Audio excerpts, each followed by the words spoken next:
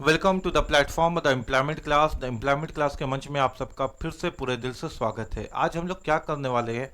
आज हम लोग डेसिमल को, दशमलव को फ्रैक्शन में बदलने सीखने वाले हैं।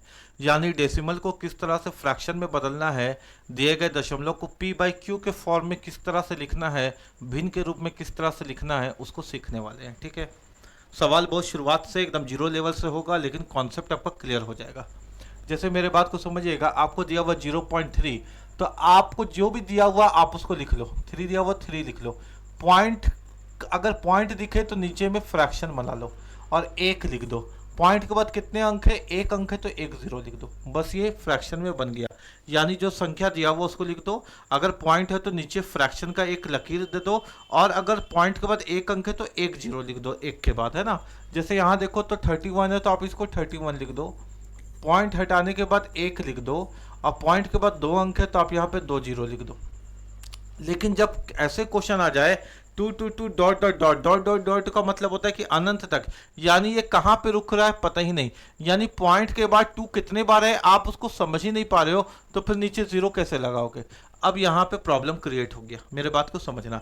तो जब ऐसा क्वेश्चन आ जाए ना बेटा, यानी 2 2 2 2 2 बार बार आ रहा है, तो इसको लिखने का तरीका ये है कि 0.2 लिखो और 2 के ऊपर एक बार बना दो, एक छत बना दो। इसी को बार कहते हैं। यानी जो अंक आपको बार बार दिखेगा उसके ऊपर आप बार का चिन्ह दे दो, एक अंक दे दो, एक बार दे दो। अब इसको हल करो तो 2 के लिए 2 लिखो, है ना। अगर पॉइंट है तो फ्रैक्शन का चिन्ह दो। अगर यहाँ पे बार है तो कितने अंक के ऊपर बार है वो देखो, 1 अंक के ऊपर बार है तो 1 बार 9 दो। अब यहाँ नीचे में 10 या 100 नहीं आएगा, क्योंकि यहाँ पे पॉइंट के बाद कोई अंक बिना बार के नहीं है। अगर पॉइंट के बाद कोई अंक बार के साथ है तो फिर देखो कि कितने बार बार है। 1 बार बार है तो 1 बार बार दो। जैसे मेरे बात को समझो कि 0.7 के 7 है, और फिर 7 है, और फिर 7 है dot dot dot infinite times, तो 0.7 के ऊपर बार दे दो। अब फ्रैक्शन को हटाना है, फ्रैक्शन को लगाना है, तो पॉइंट के लिए फ्रैक्शन का चिन्ह दे दो, और 1 बार बार आया है तो नीचे में 1 बार 9 लिख दो, और इस प्रकार से तुम इसको पी बाई क्यू के फॉर्म में कर सकते हो। अगर आगे देखें तो और मेरे बात को समझो कि आगे इस तरह से क्वेश्चन तुमको अगर मिलता है, जैसे तुमने इसको देखा तो 0.7 के ऊपर बार लगा करके तुमने इसको 7/9 अभी बनाया था।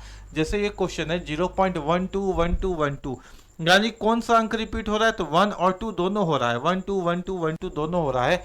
यानी इसको लिखने का तरीका है कि तुम 1 2 लिखो, जो भी पॉइंट के बाद अंक है उसको पूरा लिखो और इसके ऊपर बार लगा दो, क्योंकि 1 2 1 2 1 2 ये बार बार रिपीट हो रहा है, तो जो अंक बार बार रिपीट हो रहा है उसके ऊपर बार लगा दो। अब जरा देखो कि इसको हल करने का तरीका क्या है। तो तुम 12 लिखोगे, और कितने अंक के ऊपर बार है? तो 2 अंक के ऊपर बार है, तो नीचे में 2 बार 9 लिखोगे। ये कटेगा तो काट देंगे, वो आगे की कहानी है। अभी तो बस इसको फ्रैक्शन में कन्वर्ट करना सीख रहे हैं। यानी 2 अंक के ऊपर बार था तो 2 बार नीचे 9 आ गया।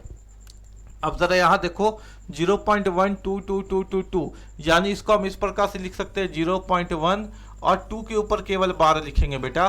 केवल 2 के ऊपर बार क्यों लिखेंगे? क्योंकि केवल 2 रिपीट हो रहा है, 1 तो रिपीट हो ही नहीं रहा ना, इसलिए केवल 2 के ऊपर बार लिखेंगे। अब इसको हल करने का तरीका यह है कि आप इस 12 को पूरा लिख दो, और नीचे में क्या करो, जितने अंक के ऊपर बार है उतने बार 9 लिख दो। 1 अंक के ऊपर बार है तो 1 बार 9 लिख दो, और जितने अंक के ऊपर बार नहीं है उतने बार 0 लिख दो।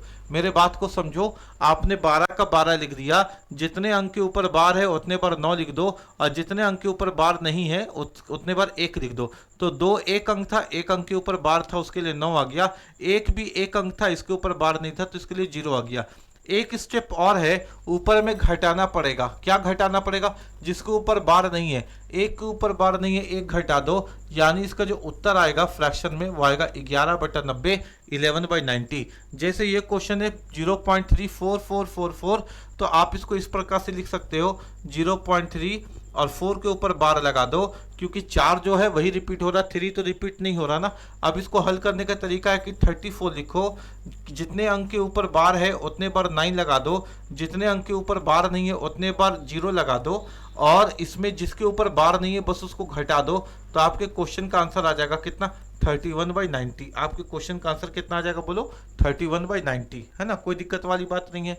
जैसे इसके बाद अगर हम लोग यहाँ पे देखें तो अपने पास क्वेश्चन है 0.631313131, यानी सर 0.6 लिखेंगे 31 के ऊपर बार लगाएंगे, क्योंकि 31 एक ऐसी संख्या जो बार बार रिपीट होते हुए दिख रही है।